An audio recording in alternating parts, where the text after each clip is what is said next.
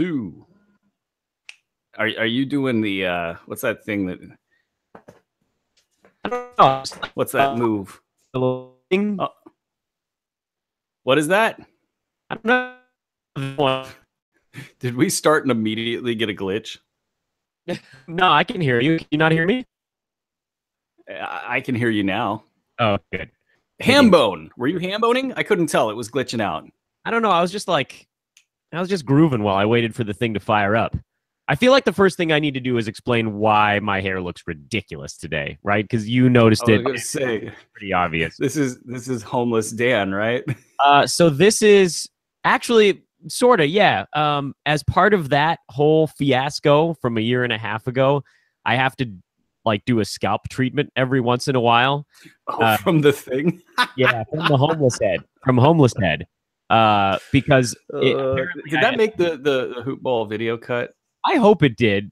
I'll tell the story again if you want to be able to use it. You had a lot of Dan in it, so I had to leave some Dan on the cutting room floor. Yeah, a lot of me being really weird and having clearly no dignity to speak of whatsoever. So for those of you that didn't hear the story last year, I got this little plaque on the back of my scalp while I was still working in Bakersfield. And I went to see one dermatologist who thought it was just a little dermatitis, and he froze it. That's a thing they do now. They just freeze stuff and then it falls off. But apparently when it froze and fell off, it left kind of almost like a wound-like thing. It left whatever it was plaquing on top of. So that didn't fix it. And it actually spread from that first treatment. So I went to see this really the nerdiest dermatologist you could ever imagine in your entire life. And he was just he took one look at my head. He goes, I know exactly what that is. And he goes into the other room, comes back with an iPad and shows me a picture. And he's like, this is what you have. But generally, I only see this in homeless people. And I was like, oh, thanks. Thanks, guy. Thanks, dude. Apparently, it was if bacteria gets into a cut on your scalp, it can create a little plaque. And then you have to treat it. You have to get the plaque to dissolve. And you use a shampoo so that it keeps your head from drying out. Because when it gets dry, that's when you can get cracks and things can get into that. So that's what's happening today, by the way. Every once in a while, I got to do a treatment where I make sure my scalp doesn't get dry, but you're not supposed to put anything in your hair. And normally I use leave-in conditioner and kind of sweep it over to the side, but I can't. So this is if I wasn't balding, this is kind of how I wore my hair my junior year of college, just all forward and tousled out of the shower. And it worked a lot better then. That's the end of that story. So good morning, Brew. That's the story? That's the story. You're looking astonishingly bright today, and your microphone is looking very prominent. That's a big mic you have there, sir. Yes, I get that quite a bit. It's, we're trying to step up our game here. We're trying to create a studio-like atmosphere, and a professional microphone would really help that out. And it also keeps me from having to lean over and have bad posture as I battle the neck injury from hell. So it's a win. It's a win for everybody involved. Are we the biggest hot mess in YouTubing history? Yes. Yeah. I can say that unequivocally. Yes, yeah. We are. But you know what? We're taking steps. We've got the Hoob gear, which I think our staff should be rocking by now. I was told by our good friend, Mr. Adrian, the Benjamins, that almost all of the West Coasters should have had theirs by yesterday, and the East Coasters probably today. And then, fortunately, I was going to say unfortunately, but it's not. We have people all over the world at hoop ball. Australia, the Philippines. Where are our staffers located, Brew? It's across the globe, isn't it? Oh boy, yeah, we got some in Europe, the Australia area, Auckland for the great Jake Fitzgibbon. Yeah. We got Eric Ong in the Philippines. Yeah. Who else we got? We got that one dude in Siberia. Do we really? May or may not be Tiberius. Oh man. Kidding, Tiberius. You're not from Siberia. It's just there's a lot of syllables that line up. It's a phonetics joke, which go big, I hear. Yeah, people love grammar jokes. That's a thing. It's Well, they big. love puns. I do. So, I We hang mean, out a lot. We talk too often. I'm the wrong audience. but people really like puns, and it's like the lowest quality humor that you could come up with, but people just love them. So, real Had to- comedians or internet comedians, I should say, that maybe that's the difference in the pun world is that internet written comedians like the puns. But like, have you ever heard a stand up comedian just go out there with pun jokes? Uh, I'm sure there's one. I'm You know sure. who's hilarious? Johnny Taylor. Who's come Football onto the King's Pot a couple times, and Yeah. sources tell me we might be closing in on something there. His CD is hilarious, man. Go check that out, everybody. Johnny Taylor Jr. He's Yeah, at Hipsterocracy on the Twitter. Those of you enjoying our pre-show banter, I have a few requests of you, and I typed them in the chat room already, but I'll say them out loud now. Please do subscribe to our YouTube channel. YouTube changed their terms of service, so we are no longer advertising eligible until you had 1,000 subscribers now. They're trying to whittle out fake news. This is real. So we have to prove to them that we are not fake news. And so please go subscribe to the YouTube channel. You also we had like 500 Russian bots go subscribe to us right now. Yeah, you could do that. Apparently, I guess they try to filter that. I don't know how that. There's like 55. I think that if speaking of Russian bots, just a random thought came across my mind. If Trump's going to fire all these people, I feel like he should have to do it in apprentice manner. Like he should go out, like they should roll like a red carpet down the White House steps, and then he should just walk out and then be like, "You're fired." I think you should bring in Tila Tequila to tell these people that they no longer have a shot at make it on that show. You remember that show? God, that was bad. Was she on it?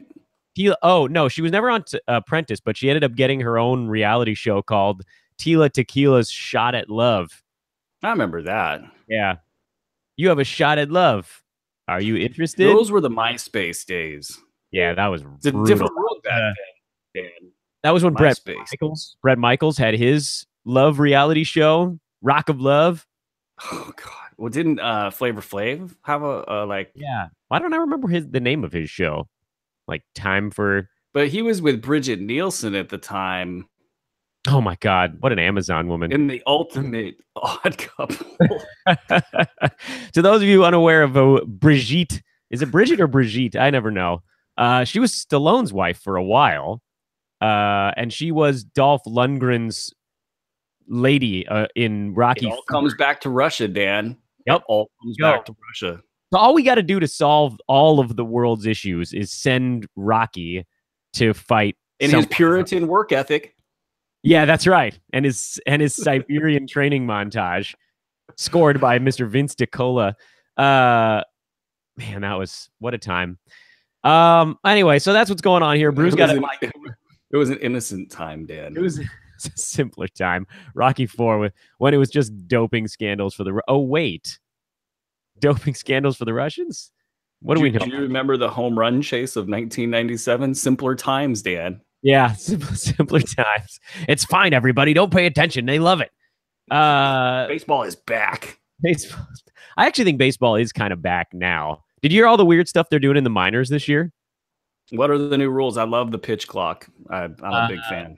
So they cranked Not as a pitcher, I gotta say. As a pitcher, there was nothing better than just staring at somebody for 45 seconds until they got pissed off, and then making your next pitch happen after 2 seconds. It was great. God, I did all of that, by the way. That was just like you just gotta be weird up there. 45-second wait and then 2-second pitch on the next one. Just awesome. Yeah. So they try to eliminate that. The minor league pitch clock they've actually been doing for a couple of years. I think they ratcheted it down to 15 seconds instead of 20, like once you're on the rubber or once the batter is ready to go. The one that was a little fast, I thought. There's two big ones. One is 6 total mound visits per game. So you can't have the catcher going out like every 2 pitches to go, what do you want? Is it a curveball? And the pitcher's like, no, fastball. You got to figure this crap out. That's what your fingers are for. Get it right. Keep throwing them down until you guys agree on something. That one, Catcher visits are pointless. oh, they're Like, brutal. They're brutal. I mean, as a pitcher, like, I get it. Like, I'm wild. I suck. You're coming out here to tell me that I suck. Make a joke about something unrelated to the game. And, back here we go. And it's like not that effective. You want to hear the other one? You're going to like this one. So they tried this one in indie ball. That's where they demoed it first. And I guess, MLB doesn't have any control over that. But independent ball tried it. And they're now doing it in the minors because player development obviously is a big issue. That's what the minors are for. In extra innings, the batting team, the team on offense, will start with a runner at second base with nobody out. It'll be which runner does the team get to pick? The offensive or the hitting team? It will be the last out from the previous inning, unless you want to pinch run for that guy. So whoever made the last out in the 9th or 10th or 11th or whatever starts the next inning on second base. It's an effort to try to shorten the ball game. You're going to see teams pinch hit that last guy heading into extras. I think they can actually pinch run for him when he goes out there too.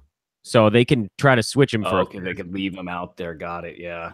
Here's the issue I run into. I mean, both teams are going to have this same advantage. What's to say they won't both just score a run? So yeah, I guess in the long run it probably will shorten the game. I just feel like this is a half solution. Just take time. I don't care about extras or extras, man. Like, what are you gonna do? Like, stick a runner at third one day? Like, second won't be good enough. Games are lasting too long. The pitch clock is all you need. Like, I've been to a bunch of minor league games out here, and they're so fast. They're like 2.5 hours. Yeah, they're so much shorter than the big league games. So they got to put this stuff on the bigs. And I'm actually okay with big league playoff games going 4 hours because for me the drama is so awesome. But 162 regular season games, you got it. Well, in the playoffs too, the in between inning commercial breaks are just absurd. Like, I wouldn't start warming up if I was the fielders for like the first half of it, and then maybe the second half I'd warm up. It's those take too long. I don't like that extra innings rule, Dan. Down with that. I am in agreement with you. I think if they're so against extra innings, just dump them all together. And what do you think of the catcher blocking the plate rule? I'm fine with it. I don't need massive collisions in baseball. That's not why I watch the game. If I want to watch massive collisions, I'll watch football. And I actually hate football, so obviously it's not working for me. I was very much against that rule. I think because, I mean, that's just like kind of a nature of the game type thing. You got to block the plate, you get taken out, But the stuff with the concussions does register with me, but it's weird. I've never seen anybody get a concussion on a play at the plate. It was really the Buster Posey rule. He stuck that damn leg out, got his leg shattered one time in 120 years. And so they changed it. And now I don't understand the blocking the plate rules. And I haven't been watching baseball as much, so it's on me a little bit. But it kind of is like it's like the NFL catch rule. People want to know why NFL ratings are down. It's concussions. What's a catch? And the fact that a 15-yard penalty can change the entire course of the game at the end of the game for no reason. And that's more comfortable to just watch a game from your couch.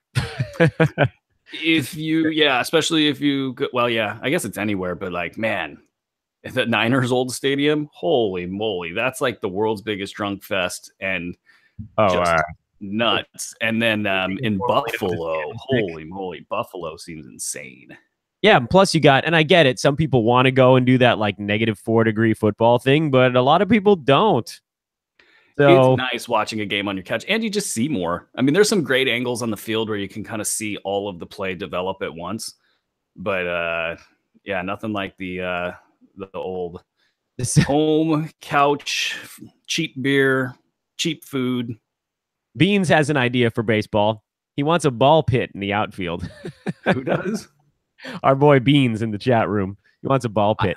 I'm all for that. When the Astros put that stupid little like hill in center field, So I was dumb. like, yes, yes. So We need stupid. like a moat, That's the stupidest some thing some some live animals out there. ever. Yes. Oh, hey, Kevin Durant is out tonight, making the Warriors terrible. Oh my God. But Draymond's back in, right? I think he's probable for this one. All right, let's do some basketball. You ready to start? Let's do it.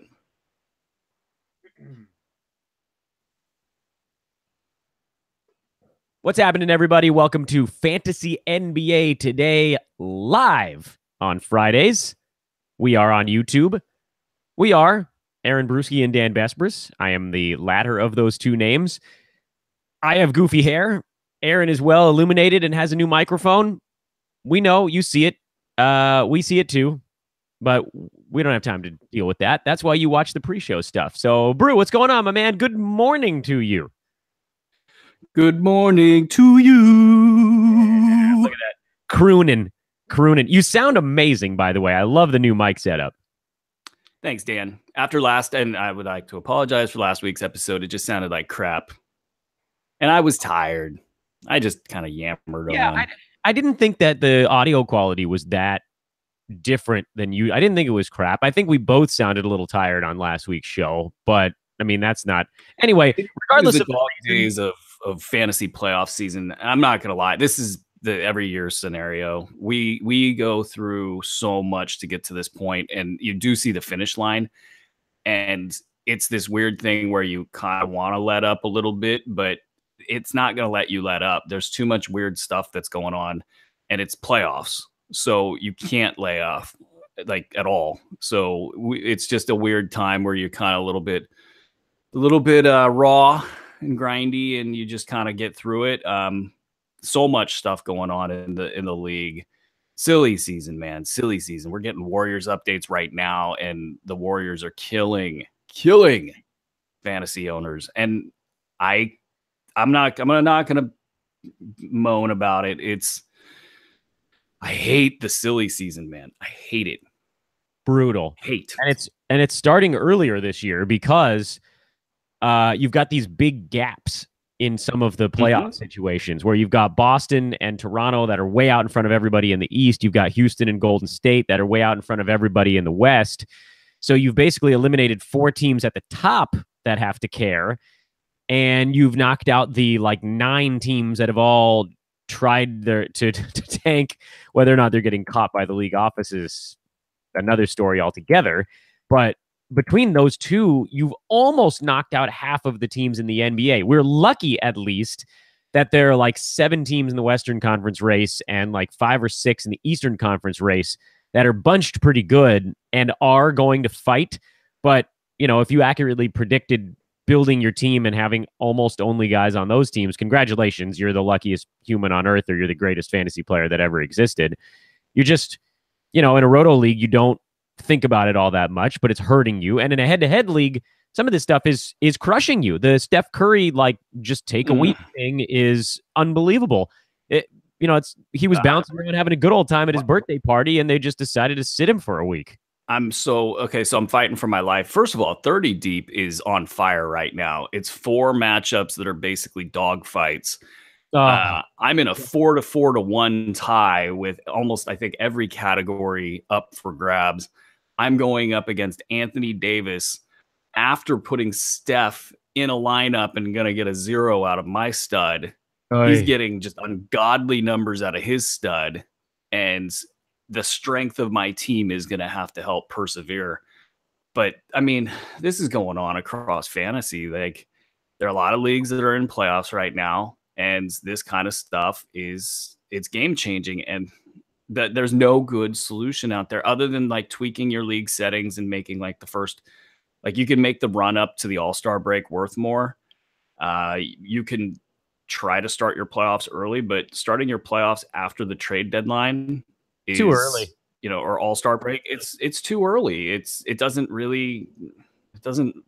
match. It's just not good. So I don't know what we're going to do about this. I mean, obviously at Hoopo, we have a lot of ideas for the future that maybe could be transformative for the game, but they're not happening anytime. It's not going to happen next season. So this stuff is just going to get worse. And as they spread the schedule out more, there's more incentive to buy more time off. You can get 3, 4, 5 days off, missing 1 or 2 games. And the Warriors have something to do with this too. I think them being so good, and then other teams, I don't know, like teams that they're taking their shot at the playoffs thinking like, well, we got to just be perfect. And I don't know, Dan. Talk me out of my instant depression. You just depressed me. It was not my intent. I was just looking at my 30 deep matchup with Panda, who's beating me right now. However, there are really only 2 categories that are not that close. He's almost definitely going to win 3-pointers, and I am almost definitely going to win rebounds. And the other 7, separated by 1 assist, 2 blocks, 3 turnovers, 11 points, and it's tied in steals, 2 free throw percentage points, and 1.5 field goal percentage points. Yeah, that is a dogfight. I tried not to look at it. Like until Saturday or Sunday, because it's just going to freak me out. And in a weekly league, you can't do anything about it anyway. So now I'm going to go back to leaving that puppy alone. You guys know how this Friday show goes, but I'll give you the quick version. I bug Bruski a list of things that I've put together, some key storylines from the week in review. Obviously, they are going to be injury related this time around. And then we're going to take questions from the chat room. And I have good news and bad news. The good news is I only have 6 things on my list. The situations from this week were pretty well focused onto a few key teams. The bad news is, Brew, if you thought you were going to get off easy, you're not, because we had like 50 questions before we even started the show in the chat room today. So we got a lot going on. It is a well-populated chat. Everybody's getting to look at my ridiculous hair, and we can proceed from there. I am going to say here, before we dig into the fantasy stuff, I have some stuff I want everybody to do. Those of you that are watching on YouTube, I know you're sort of a different audience than those that listen to the podcast and hear me rant and rave about this stuff on a weekly basis.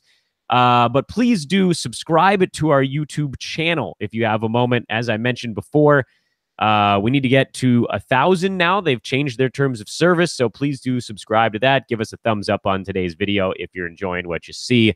Follow at Hoopball Fantasy on Twitter, at Aaron Bruski and at Dan Besbris. And if you feel so inclined, go listen to, subscribe, and rate our Sacramento Kings and Lakers podcast. Team coverage expanding here at Hoopball, and subscribers and ratings are a big way to help those shows grow. Bruski, anything else going on at the website people should know about? I feel like the answer is yes.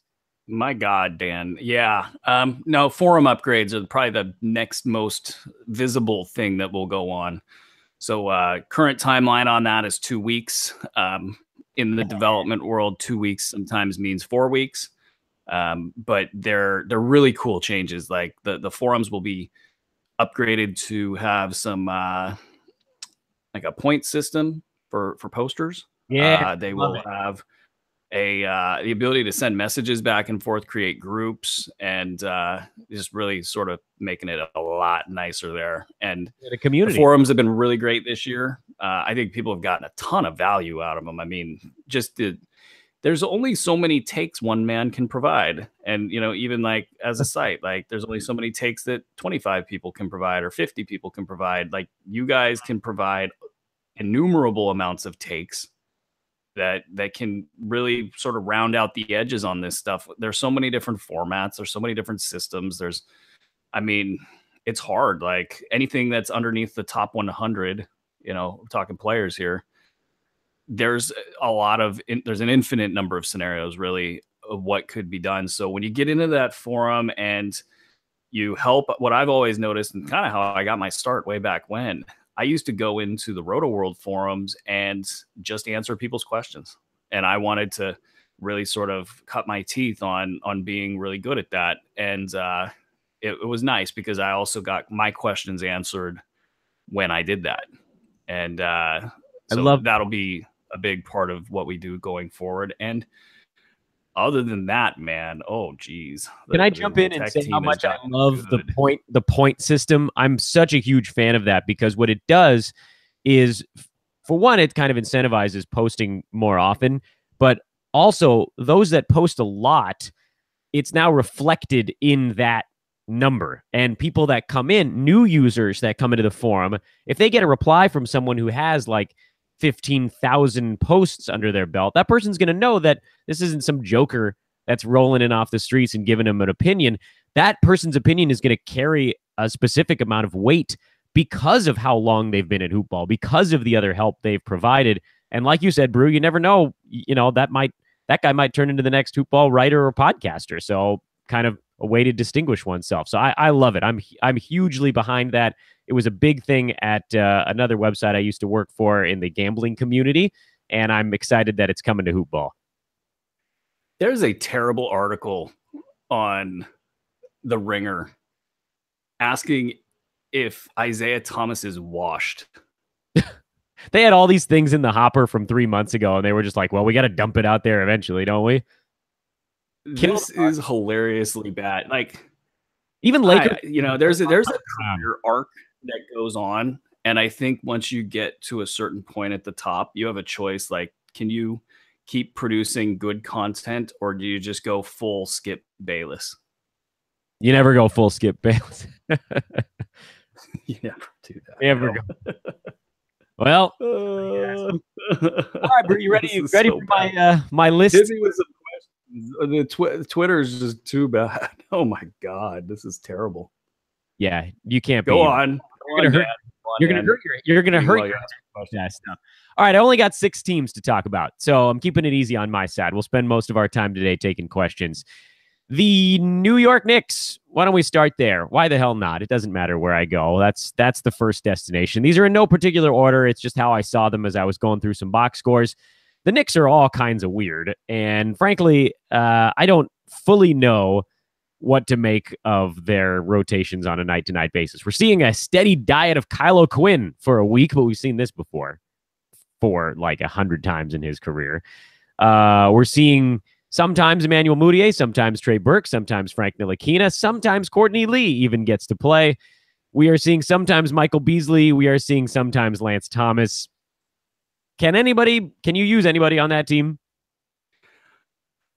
Michael Beasley, I think he's kind of the prototypical stat grabber guy in garbage time. I mean, you just saw Enes Kanter's comments about tanking go out there. I guess that highlights how tanky the situation is.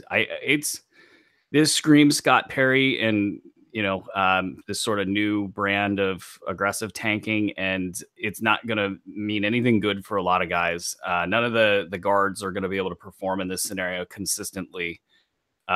Beasley will be good. Kanter might get more consistent after being the squeaky wheel here. Or who knows, maybe they're like, screw that. You can sit a little bit more, but Kylo Quinn's been great. And he's the type of player that what his value is at 18 to 20 minutes per game. So there's not a lot to stop him from getting that. I've got him on a few different teams, especially where I need steals or blocks, in categories. And I would call Kylo Quinn a must-own player at this point.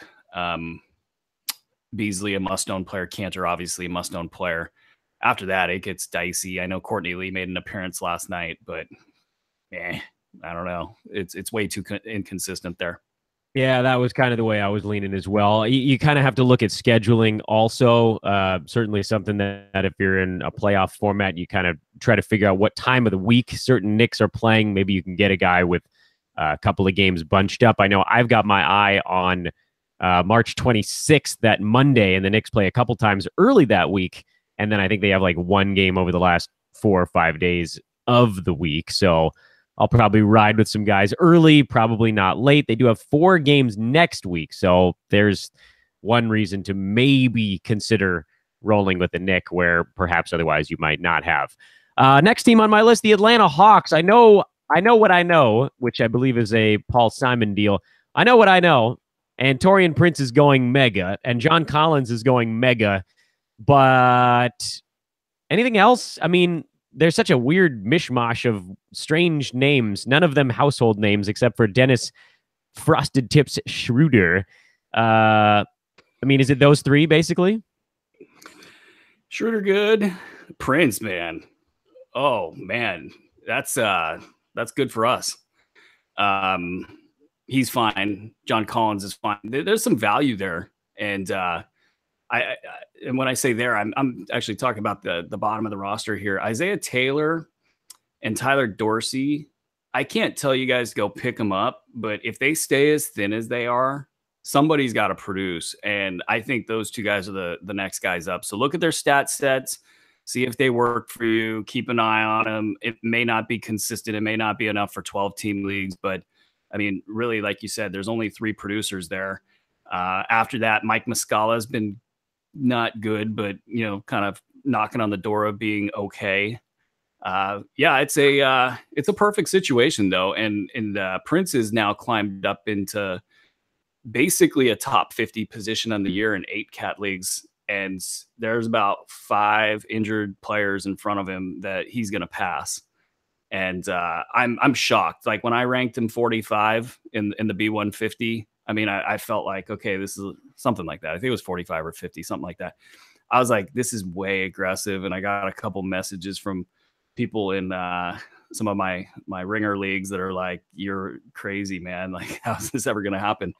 And with some of the struggles this year, he's just turned it on. And, it's a testament to some elements of his stat set, but he's going to be a difference maker down the stretch. They're running the offense through him. So that's been fun. Yeah, he's been a top 30 player on a per game basis over the last month, which, that can change things pretty quick for a guy who, like you said, he was racking up some totals. But I know the per game guys out there were thinking, yeah, but, well, he's now right outside the top 100 on a per game basis, and with almost a month to go and just skyrocketing. Number 72 in totals, by the way, in 9 cats. So that's despite the relatively high turnover numbers. And over the last month, 18.5 points, 5.5 rebounds, 3 assists, 1.5 steals, half a block, and 3.5 3-pointers a game. That's for a month.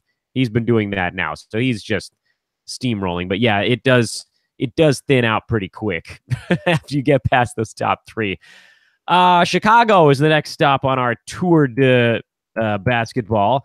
Chris Dunn sprained his big toe last night, which adds another wrinkle to the are we tanking Chicago Bulls? Only if we get punished. We're definitely not tanking.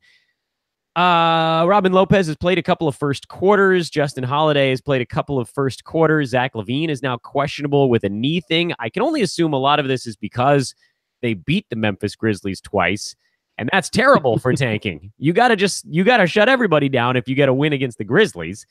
So what's going to happen there? Do we have any idea, or is it just going to be like they're going to do one of those little mashup things that kids used to play with and unfold one of the things, and it's like, oh, Cameron Payne gets to play today, and then they throw him in there? Because I thought this was going to be a stat factory when they went super young, and instead they're just rotating dudes in and out. I think that somebody in that, for both sides, there must have been some attention by the league there, because Tyreek played. And that doesn't make sense if you're trying to lose against a team that's also tanking. So they and the Bulls, obviously winning that game, they went at it. They didn't tank. So I might have to adjust my tank ranks. Those are my 2 top tanking teams.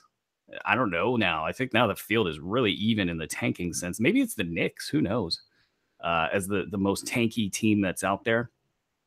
But so the big toe thing for Dunn is a opportunity for them to sit the guy, and they want Cameron Payne to play. And Cameron Payne's been a top 125 value for the last month or so. And some of that doesn't seem sustainable, but now if there is, some narrative to sit Chris Dunn, I don't think they're going to sit Chris Dunn like the rest of the season, unless this thing's obviously, bad. But, you might take a flyer on a Cameron Payne. Denzel Valentine at 27 minutes per game on the year has been a late round value.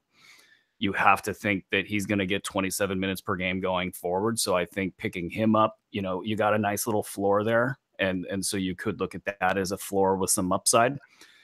I tell you, dropping Justin Holiday, I haven't had to do it in a few different formats just because the format itself. But in those places where, if I had that option to drop him, I would kind of have a hard time, because you look at this and you think maybe they do thin out. And if they thin out, they almost have to play the guy. And then if he's getting 25 minutes per game, he's shown in the past that he can have late round value with that amount of time.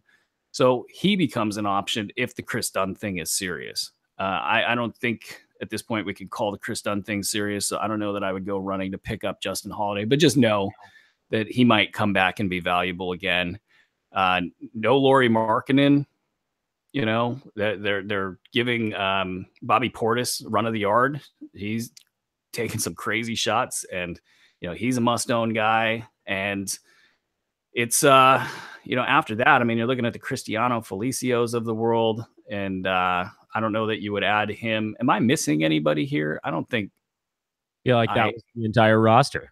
The entire roster, but that's what this. Did you say Nwaba? Oh, Nawab, but no, I didn't. He's a must-own guy. He's going to survive all of this, and his stat set's great, and he's a guy they want to develop. You just worry about injuries with him. He's been a little bit banged up.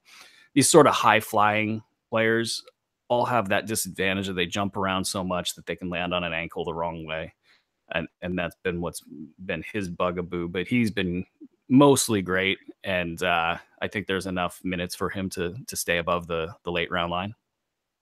Can Kyle Korver keep doing what he's doing the last 3 games?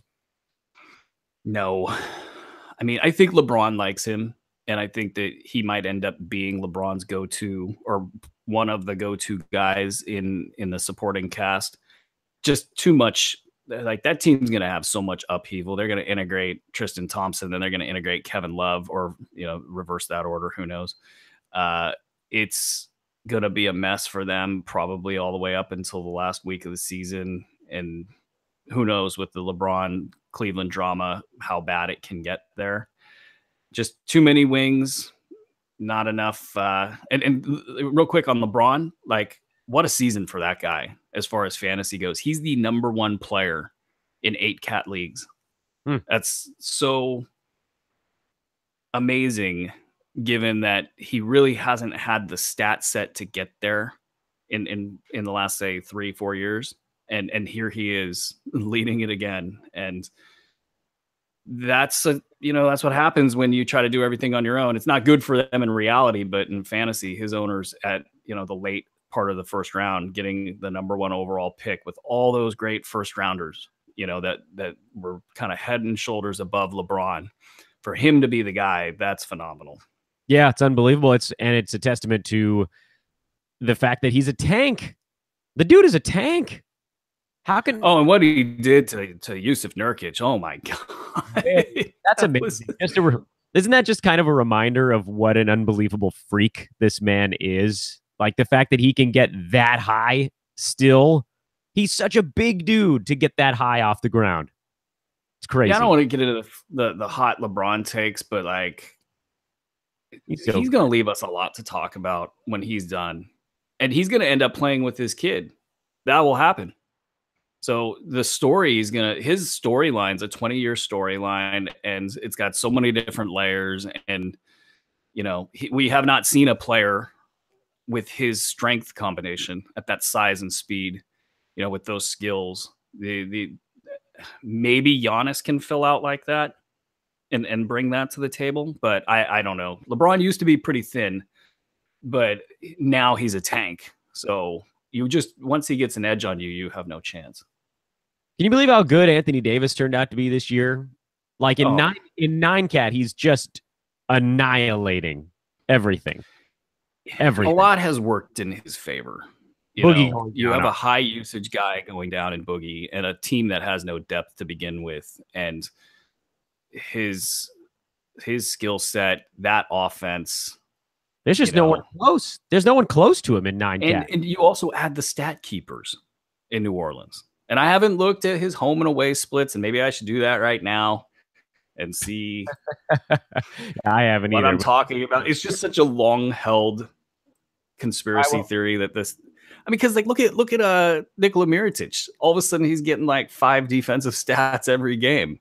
He's in a little bit of a slide right now, but it's just like a known tradition is that the players in New Orleans get those extra stats. So everything's come together for him, and he stayed healthy, and he still leaves every other game for some reason, and still survives. And it's this is kind of what we said last year, but on steroids. Is he can't not play 70 games, every year. And why not this year when he's his youngest? Well, this year he's on pace to, and I don't think he's crossed 70 yet, but he's on pace to do that. And he's just playing amazingly. And if he ever gets really super aggressive, man, watch out. Yeah, I think he's missed like 6 or 7 games this year. So he could actually get into the mid 70s. In fact, I mean, he could blow everybody out of the water in 9-cat. And I don't know that anybody should be kicking themselves, I guess, is my final thought on that. And then I'll bug you with my next team. You can't really kick yourself for passing on AD. The risk there was intense. The reward turns out to be awesome, but like, who did you take instead of him? I ended up with Karl Anthony Towns in one spot, so I'm not really not bugging about it. Karl Anthony Towns is number 2. I was looking at the first round. So our guy Steph is not going to finish great this year because of the initial ankle injury and then this last absence and however many other absences he has. He will probably finish middle of the first round, which is a bummer. And I was looking at that list, and it's just so eclectic. I mean, Giannis isn't having the season people thought he would have. Can I claim some modicum of credit on the Giannis thing, considering everybody says I hate him anyway? Well, I wonder what the Eric Bledsoe's ranking is held. He's going to end up being like a 4th round guy, and so that's a little surprising. That addition didn't help Giannis at all. I just didn't think he could keep up the blocks and steals from last year and add a 3-pointer and start making free throws. He just needed 1 or 2 things to keep going his way, and it just. But I mean, I never said he wasn't going to be like a top 5 guy. I just didn't think he was going to be number 1. I didn't see it. You needed to add the 3-pointer or the free throws, and nothing told me that was going to happen this year. So, fine. If everybody wants to say I hate Giannis, I'm just going to lean into it. I mean, there are some busts in the high ends of the first round. I mean, Kawhi being the top bust. We were talking about this on text. Kawhi being the worst fantasy pick of all time. Yeah, it might actually be. All right, well, I don't want to depress you. Can I talk to you about the Celtics? No, I've processed the Kawhi thing. You got to take your shot, man. Like where I have Kawhi, I'm good with it. Like you take your shot. If you're going to beat 11 teams and win, $25,000, you got to take your shot. So I took my shot, and that was a dumb shot. And I'm thankful that Dan Besbris is around to encourage our readers not to take that shot. You mean to play the role of Filbert from Rocko's Modern Life, or I'm like Chucky Finster from Rugrats? That's me, man. I'm okay. I'm all right with that. I don't know if this is such a good idea, Toppy. Did you ever watch that show when you were a little kid, Rugrats? Rugrats? Yeah. I think so. So Chucky Finster was the nerdy friend who always cautioned the main character against whatever hair break. Oh, yeah. You kind of look like a Rugrat right now. I got with that hair you got going on. I don't know if this is such a good idea, Toppy. Let me ask you about the Celtics, because the entire team just got hurt. Daniel Tice out. Marcus Smart out. Kyrie Irving out. Jaylen Brown out. Terry Rozier, Marcus Morris very much in hard. My question isn't about Rozier and Morris, because obviously those are guys that are picking up serious slack with these other dudes crumped. It's not about Jason Tatum either, because he was likely owned in most leagues before all of this stuff happened. My question is, how long can this last?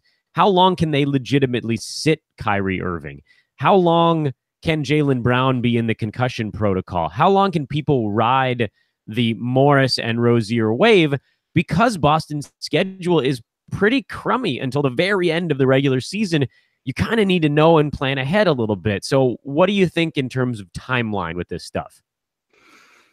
I think that they're going to play it safe because their seeding is mostly figured out, and they know they have to be at full strength to make it to the finals. So Kyrie,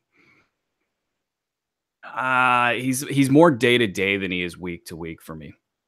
So take that for what it's worth. Jaylen, I think that was a serious. Yeah. That's in.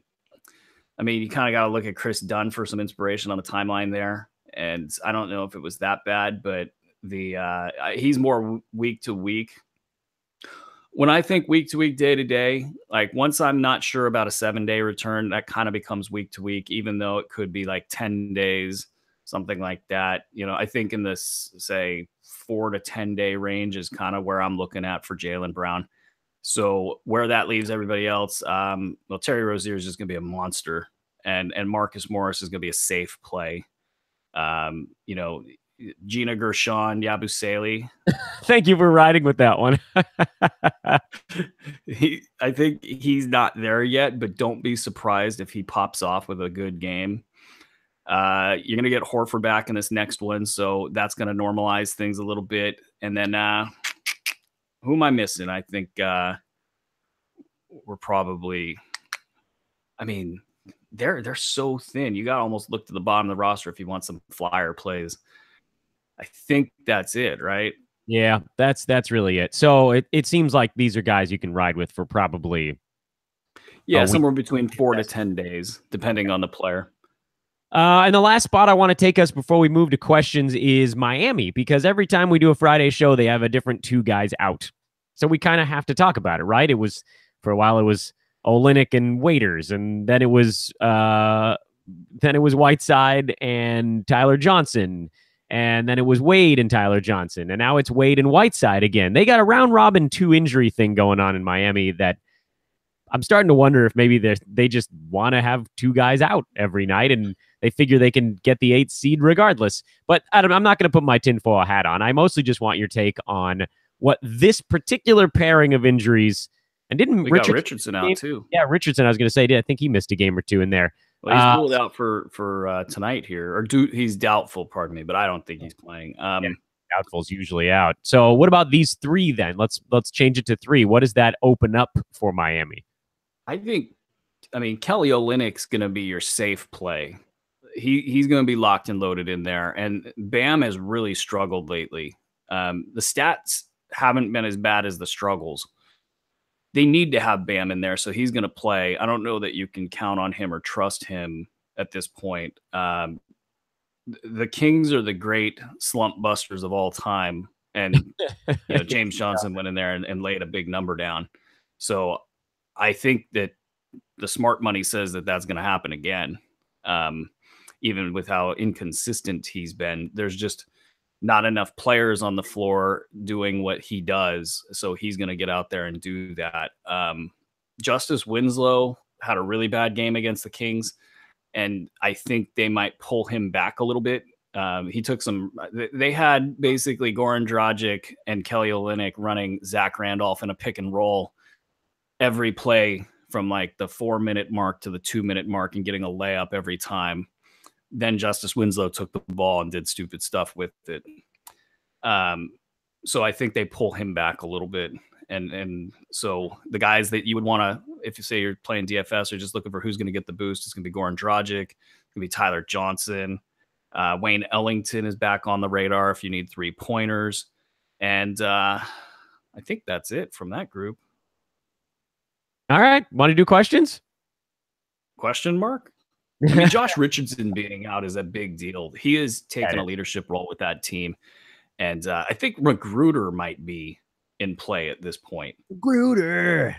Yeah, he's I had to do it. Was that a good movie? I watched like 5 minutes. I couldn't take it.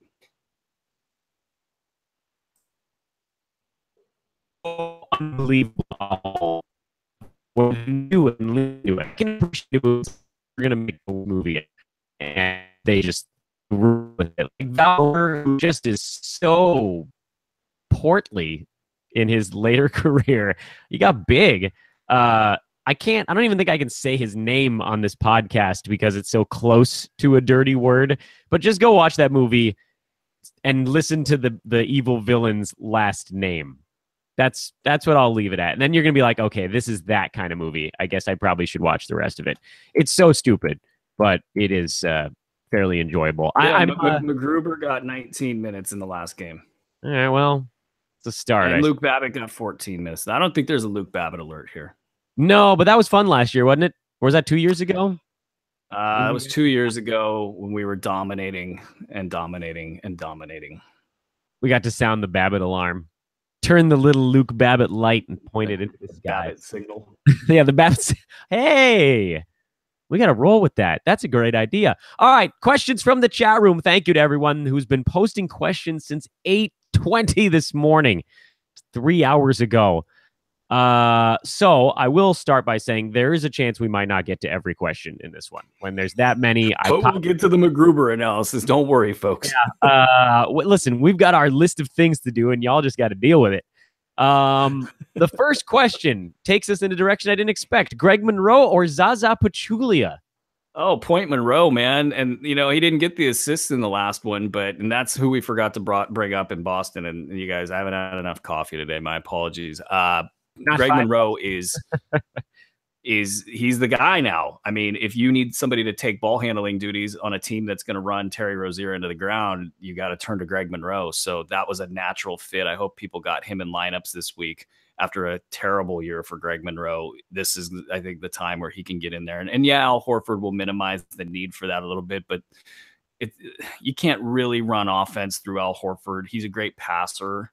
The combination of the two will make them whole. So yeah, Greg Monroe, and it's not close compared to Zaza. And tonight is a good opportunity. If we're talking about Monroe, his opportunity gets a little bit less juicy on Sunday when they play in New Orleans, and he'll have to deal with Anthony Davis. And then I think they've got Oklahoma City coming up after that. Before Boston's got such a strange calendar because they don't play enough games to be that useful, but they have these pockets where the competition is so meaty. They go to Portland, to Sacramento, and to Phoenix over a 4-game span between March 23rd and the 26th. There are going to be some big numbers in those games with most of the Celtics on the shelf. Brew, what do you think about Al Horford's return with Monroe? I feel like that has to impact him in some way. I think it impacts him a little bit, but you're not getting a lot of minutes out of Monroe anyway. So it's, I think you could still wedge in 18 minutes from Monroe and have them be kind of high density minutes and still get, the key with Monroe is like, he's going to get you a good amount of points, boards, and hopefully typically some assists. But if he gets a couple defensive stats for you on top of that, then you get, that's where the upside comes in. You could get a top 75 line out of the guy. Rank the following. Oh my God. No, we're going to come back to this one. Sorry, dude. Your question is going to be towards the end of the questions. This is a 7-player ranker. Chris Dunn question. We covered that one. Okay, we can do this one. It's a 4-player ranking. Chris Dunn, Justice Winslow, Kyle O'Quinn, and Lauri Markkanen rest of season. Just a 4-player ranker. Dunn, Winslow, O'Quinn, and Markkanen. Without knowing if the toe injury is serious, I think you got to go with, we're dealing with a toe versus a back. Markkanen has taken time off with this before, but I do feel like this is a maintenance injury for Markkanen. I'm a flip-flop on what I was originally going to say. It's going to go Markkanen, Dunn, and then we had Winslow, and the other one was KOQ. Yeah, he's going to be third, and Winslow. I don't think Winslow can keep it up. Who's the better back-to-back option for the weekend in a streaming deal? Etuan Moore, Ed Davis, or Mo Harkless?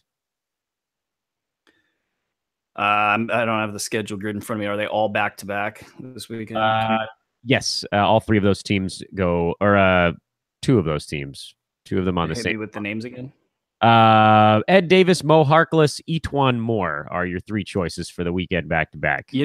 Moore has been kind of hit or miss, but I think he's safe enough to where that would be the guy you want to go with. Davis has slowed down a little bit lately, but he's got a nice role there. Let me add one caveat to this.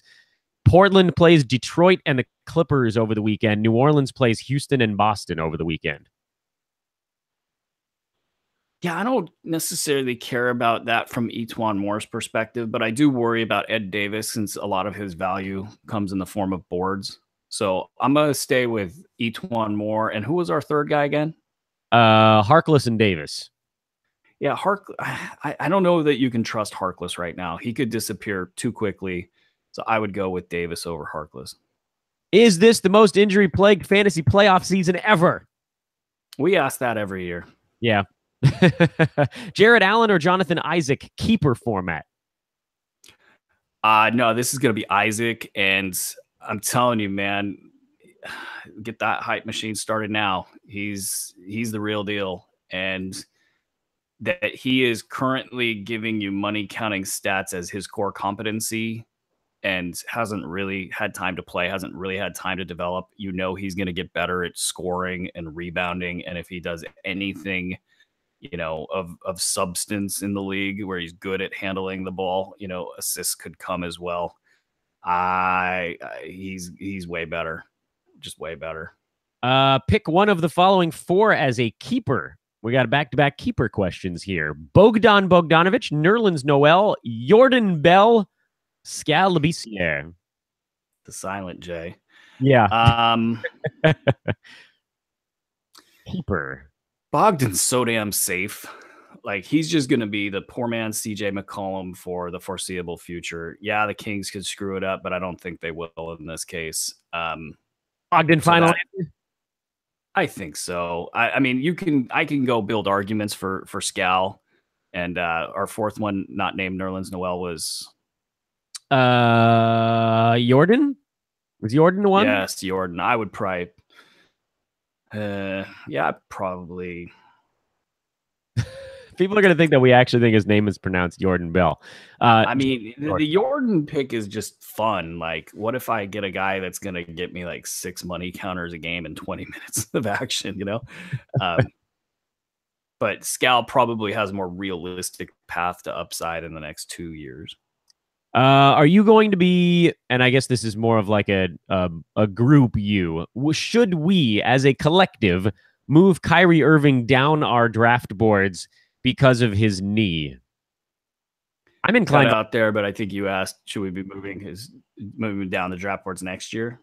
Yeah, I'm inclined to say no, by the way, for whatever that's worth, because despite all of his stuff this season, he's still played 60 games to this point, and that's basically right in the middle. Who's a good sort of template for what he's going through right now is Kemba Walker. Like, there's definitely a timeline on these guys' knees, and it kind of also reminds me of Chris Paul. Chris Paul had a stretch where you were really concerned about his knees, and some people out there, some total morons named Bruski, thought like it'd be a terrible idea to pick up Chris Paul if you were the Warriors, and he survived that.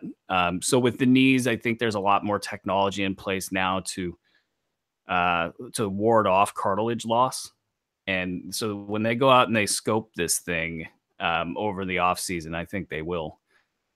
That probably puts him back in the he's okay territory. And then he's sort of in that same pool of players that, yeah, they're healthy now, but if they do suffer an injury for whatever reason, whether it's a tweak or overuse, you can't really predict that. So he could easily go all through next season or even the next 3 to 4 seasons without any further knee trouble. So I would not drop him that much next year. I'm with you on that one. I finally committed to cutting Kawhi. If I survive this week, should I use an ad on him first thing next week and pray? Honestly, I'm so worried about that. Like, if I can get him back, I've got a couple teams that are really dangerous, and the part I'm worried about is, so there was this momentum there was first the move by Pop to say, hey, you got to get back now if you want to play in the playoffs, more or less. And then there were reports that, okay, this is going to happen. And now we're getting pushback on the this is going to happen part. And I think that the Spurs are going to get fed up with it. And they're just going to say, all right, let's just shut you down. Screw it. And so we're going to learn a lot in the next probably like 5 days. I think 5 to 7 days at the most. If he's not back in the next 5 to 7 days, I'm betting pretty hard that he's not coming back. Yeah, I got to go Chucky Finster on this one and say I don't know that picking Kawhi is a good idea. Who asked that question? But I mean, I guess it just depends on your situation. Like, here's the thing, if you're in a playoff format, you can add Kawhi to your team. That's, just if you can swing it, it's adding a first round player after he knocks off the rust. But then that's also the question is he going to play every game? Is he going to get a minutes limit? How long until he knocks off the rust? And he's not even practicing with the guys right now. That's the other thing. Like, this to me, it reminds me of the Derrick Rose situation, different injury, different situation. But like Derrick Rose, a lot of people wanted him to play and come back late in the year. And then he was just like, nah, I ain't going to do it. Nah, man. All right, Scal. What do we know about Scal? Why isn't he playing? Can he play? Will he play? I think they might have figured it out. Like Scal's better than Zebo, and maybe we shouldn't play the guy. It's like they finally figured it out. It's because when he landed, he came back to play in that game, or he was about to, and then they were like, "Nah, you know what? Let's just have you not play." You think he's coming back at any point in the not too distant future? I mean, I think he could play in the next one here. I just don't know. I put him at 60% to play. Mario Hezonja or Kyle Anderson going forward? On one hand, you've got kind of cash in hand with Kyle Anderson. Hezonja's struggled, but these things work in cycles. I could see Hezonja piling up big numbers, but I'm going to go with take the money in hand and keep Kyle Anderson. Hezonja, if he pops off again, it could be in the top 50 range. But Kyle's a top 75 guy, and that's good ROI. Yeah, especially if this Kawhi thing goes sour, or more sour, I should say. Fred VanVleet or Delon Wright? Who's your favorite bench Raptor? I've got a lot of Delon Wright, and I was sitting there looking at all those big Freddie VanVleet numbers. Freddie VanVleet's now a folk hero in Toronto, but Delon Wright's he's there's fans of Delon Wright as well. There's a lot of fans of Raptors in general right now. Well, VanVleet finally had that. What's that? They're a bit of a feel-good story. I like the Raptors too. Well, now it's trendy. I was telling Panda last night. Panda's a big old Raptors fan. I'm telling Panda, like, I was a Raptors are the favorites in the East guy before it became cool. Hipster Raptors. And that gives me some. I was, then we got into a discussion about hipster, that I was the best hipster. And then he was the best hipster because he had a jersey from, who was his jersey? I'll get you the jersey by the end of the show here. It was a great jersey. And now I like Delon Wright. I mean, Fred VanVleet's had a great season, and he's shown that he can be a player in this league. And now they've kind of got a wealth of depth there in Toronto. But his game can disappear sometimes. And Delon Wright, and actually both of them have an argument to be looked at in fantasy leagues with the injuries that the Raptors have. Norman Powell's not playing. They're going to get, I think, healthier run than less healthy run, but you did see some inconsistency in this last game as far as the minutes went. I believe it was 19 for Wright, and I want to say like 25 for VanVleet. And maybe with Delon Wright, some of that's the toe. We just don't know. I was rhyming there. I think Delon Wright over VanVleet because of the stat set. Final answer. Was the can I take one guess at the jersey for Panda? Yes, by all means. Was it Mo Pete? I wanted to suggest that. I'm scrolling through the conversation right now, and we'll get an answer here. But it wasn't Mo Pete. I told him he needed to get the Freddie VanVleet jersey. And I'll get that answer to you here in a second. All right. Next question on the docket while we wait on the not Mo Pete. Bruski, do you play fantasy football?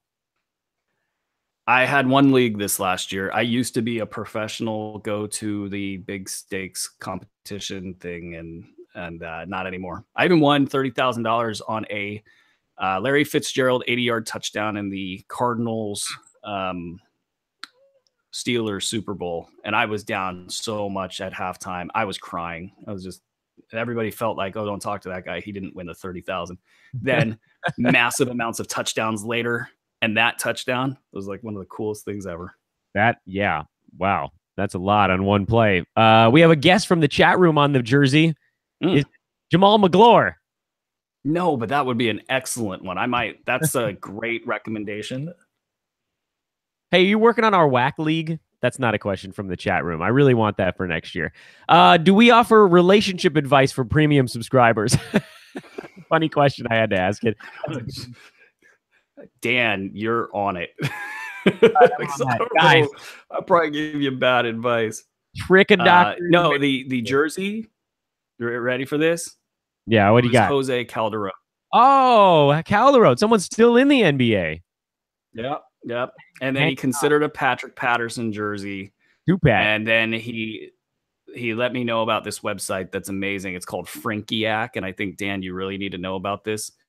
And then this is like our work chat last night. Then we shared GIFs. I don't know which one it is. Probably GIFs of all this Simpsons stuff. You can just go type a word in, and then it gives you the scene itself. So my very first thing is I searched nuclear power plant. Brought up the scene right there. You can type in saxophone. Got the scene right there.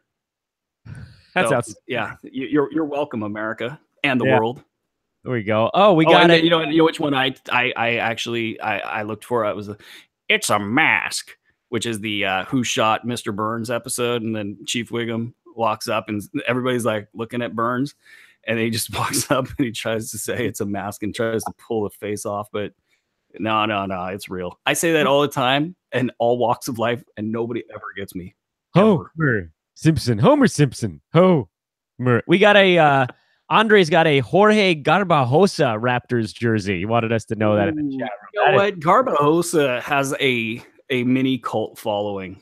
Like there's a couple leagues that I've been in where it's a lot of indie rockers, and there's a Garbajosa following amongst indie rockers that are heavy into fantasy football. Deep cuts. I mean basketball. Are you at all concerned about Jared Allen's foot? It seems like he's probable, I think, last I saw, right? Yeah, I'm not really that concerned about it. You never know this time of year, but they seem to miss him. So I'll give it that. Are we talking bets at all on today's show? I'm always talking bets, especially with Dan Besbris around. Your betting skill is outstanding. Yeah, Andre's got my running total. I always forget what it is, like 25-12. It's been a good, very low impact. Very low impact, right? It's that 35. What did I say? 25-12, 37 bets for an entire NBA season. But you pick your spots. Almost as if we should get into gaming. Yeah, it's almost that. Should we? This is a pregnant pause time for the show. Absolutely.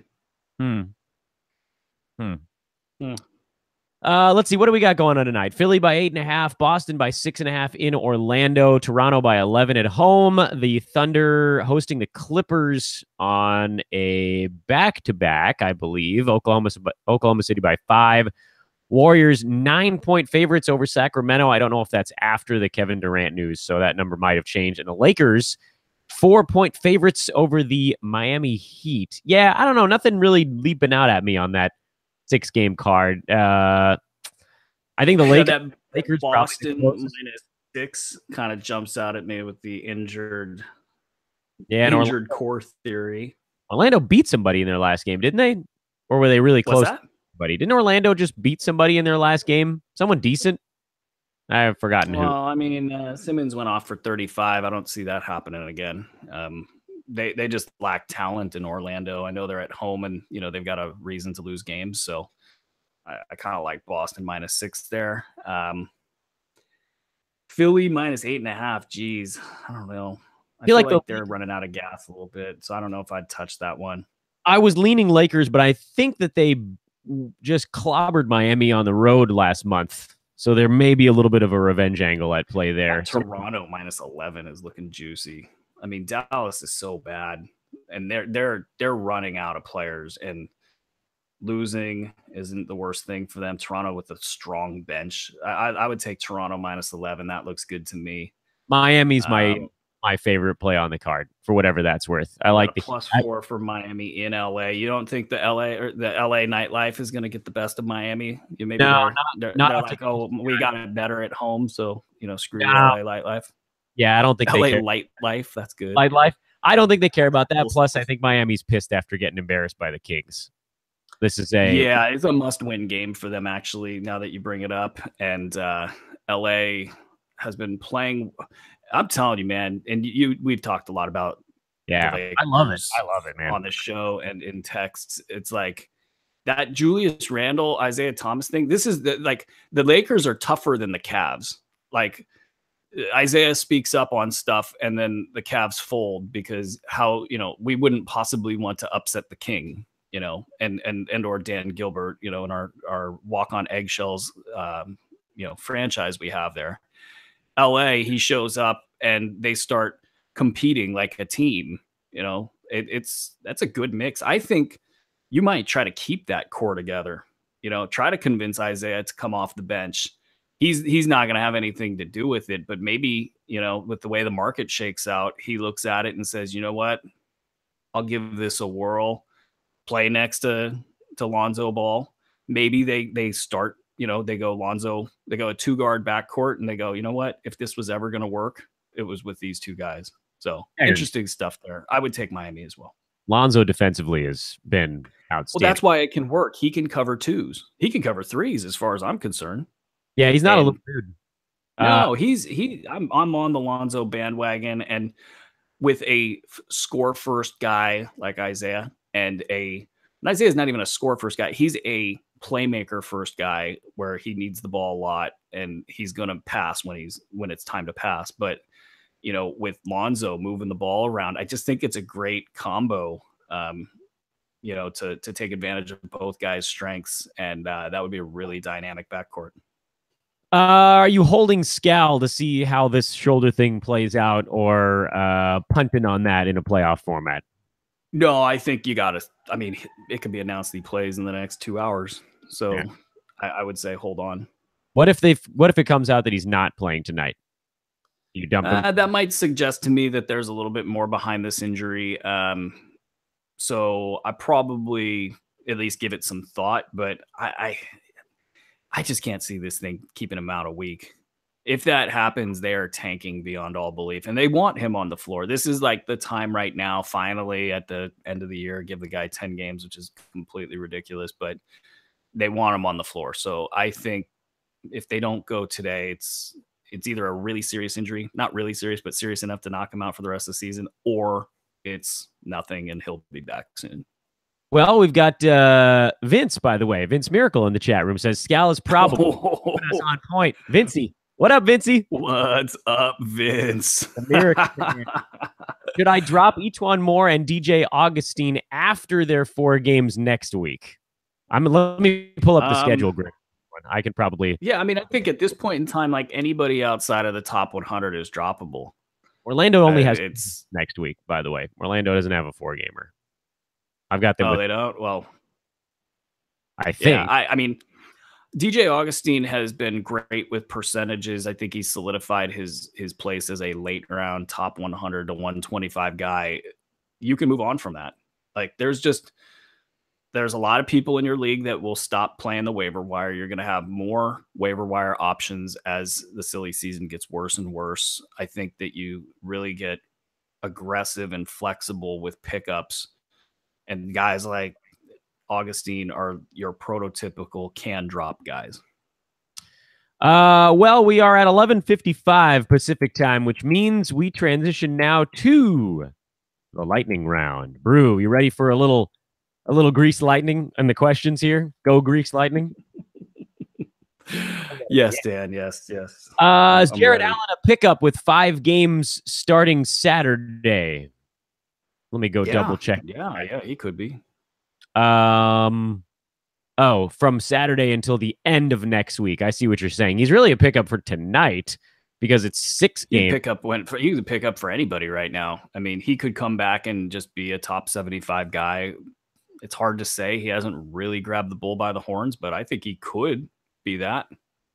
Yeah, they're into a slightly better part of their schedule starting today through Sunday of next week. They play 6 times over 10 days.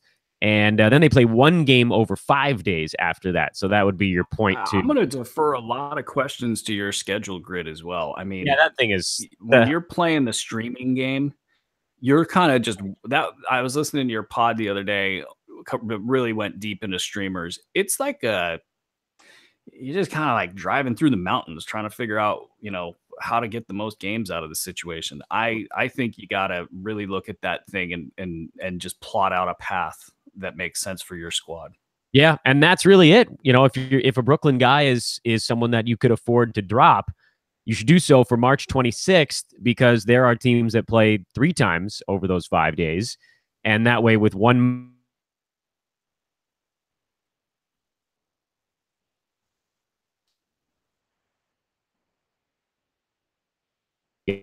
lighting.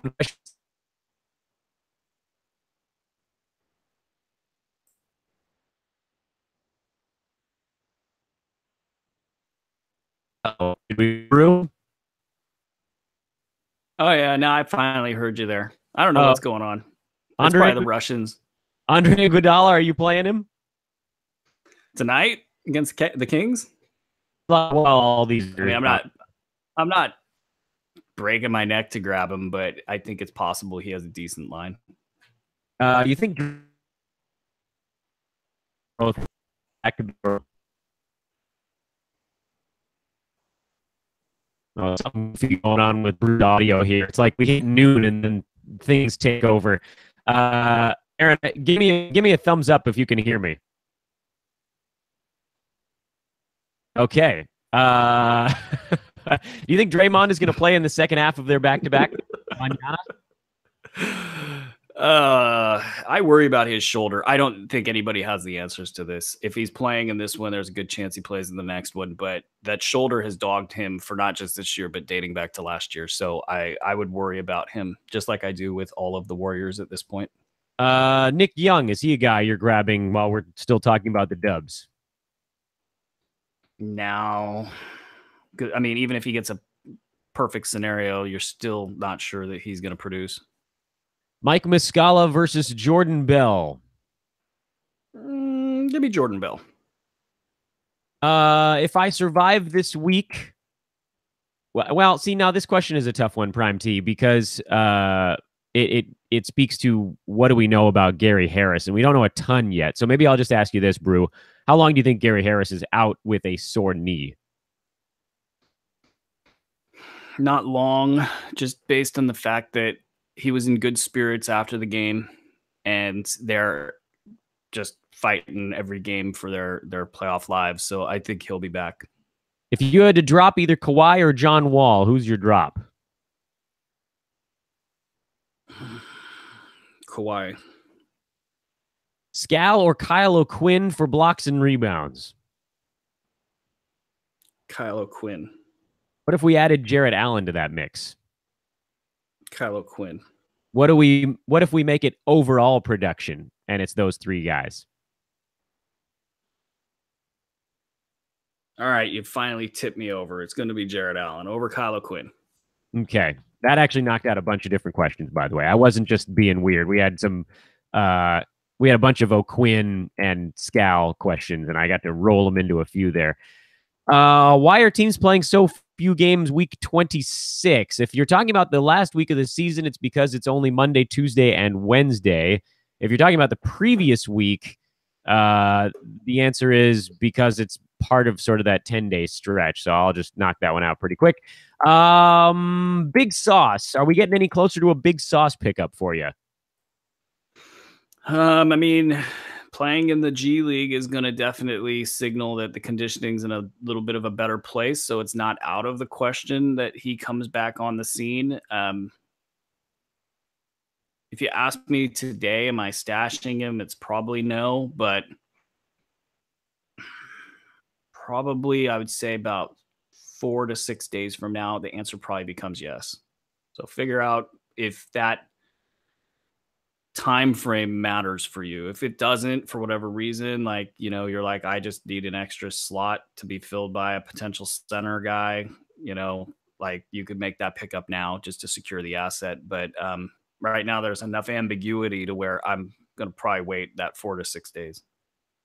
What team should I focus on for next week's pickups? I'll answer this one because I think it's a scheduling question, and I've got the grid in front of me and ready to go. Well, if you're looking for guys that have a heavy calendar early in the week, the Charlotte Hornets play 3 times the first 4 days of next week. They actually go 4 in 6 to start the week, so it would leave Sunday open if you wanted to add one game at the tail end of the week. Detroit has a back-to-back Monday and Tuesday. They are the only team in the NBA that has that little scheduling anomaly. So if you wanted to start your week with a couple of Pistons and then move on Wednesday, that's a possibility. Memphis Jared has Allen's going to play, by the way. Sorry. I just totally interrupted you. I just things Philly, out. Philly's got 3 and 4 days at the beginning of the week, and New Orleans has 5 and 6 days starting tomorrow. So if you really want to get a jump on things, that's part of that insane makeup calendar situation for the New Orleans Pelicans. You said Jared Allen is probable? No, he's playing. He's playing. Okay. So there you go. So get him in there. They've got a back-to-back. That could be fun, and they go 3 in the next 4 days on top of everything else. Jamal Murray, does he get thrust back into a bigger role if Gary Harris misses time, and can he keep it up once they're fully healthy? First of all, he's had an amazing season from a percentages standpoint, like really, really good. 46, 47% from the field, 90%, or probably 94% from the free throw line. That's not very often you see that. That said, I do think that it's not ideal, this whole integration of Paul Millsap. But if Gary Harris was to miss time, then that would kind of be the silver bullet to keep him producing. And but I don't think Gary Harris is going to miss time.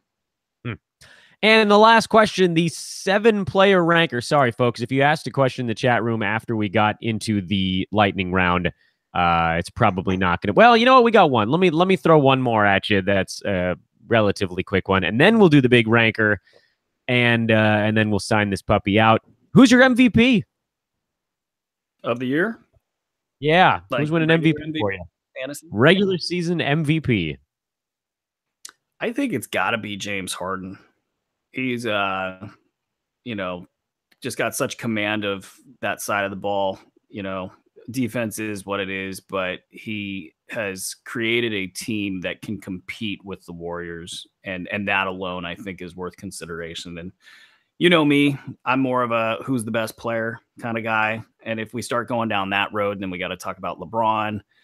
I don't think LeBron has had an MVP season despite all of the stats. Kawhi's out. Obviously, he would be in the mix. Steph, I don't think he's had it. I think KD could be in that discussion with James Harden. Anthony Davis. Yeah. He could be in the discussion, but again, it's, when you are the guy that's getting all the usage, and that does contribute. And I also think Anthony Davis leaves a lot of money on the table with how he plays. With James Harden, he's out there, he's like a pitcher painting corners, and he's got so much command and control over that side of the ball. It's really impressive to watch. So I'm going to go James Harden, final answer. Yeah, unless somehow the Pelicans move into like the 3 seed, I think it's going to be Harden, and it's going to be a runaway. 7-player ranker, and then we're done. Brew, you got your mental pen and paper or a physical pen and paper for this one? I'm going mental. I just took a sip of coffee. Let's see how the brain's working. Okay, DJ Augustine, Kyle Korver, Tyler Johnson, Freddie Van Fleet, Slow-Mo, Jeremy Lamb, and Jordan Clarkson. Yeah. Man. You're going to need another sip of coffee. So tell me this. Why don't we start? That's a highly bunched up list. Yeah. Who's your top guy in that 7? Why don't we start there? Lomo, Augustine, Tyler Johnson. Slow-Mo probably is the guy. Yeah, I'll go Slow-Mo at the top of that list. And then from there, it's just a freaking crapshoot. Like, I would have Clarkson towards the bottom. I would have Van Vliet at the bottom. I would have where's Korver for you? Mid-pack? Korver's actually at the very bottom. Sorry. With all apologies to Kyle Korver. He's at the very bottom. And then so we had Korver, Van Vliet, and then so the names that are yet to be placed: DJ Augustine, Tyler Johnson, and Jeremy Lamb. Yeah, I'm going to go Lamb right underneath Slow-Mo. And you could make an argument for Lamb to go above Slow-Mo, but let's just be conservative because Clifford's playing this thing out until they're absolutely eliminated from the playoffs. He's not changing the way he plays.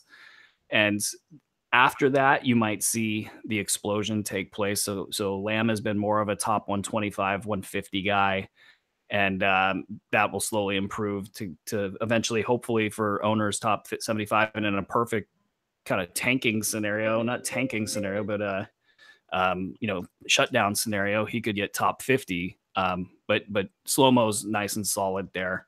And then DJ Augustine is just a rock solid late round value right now. So I think he takes the third slot. Rate our podcasts. Subscribe to our YouTube channel. Follow at Aaron, at Dan Besbris, and at Hoopball Fantasy on the Twitters. Aaron will be back with premium subscribers with the Waiver Wire show Sunday evening. I'll be back with you, obviously, Fantasy NBA Today, back with a reverse chronological look at the weekend. And, of course, more streaming thoughts on Monday. Brew, happy weekend to you. Happy weekend, Dan. Thanks, chat room, guys. Thank you, President Scroob. You went over my helmet. Thank you, chat room. You guys were nuts today. We'll talk to you guys next week.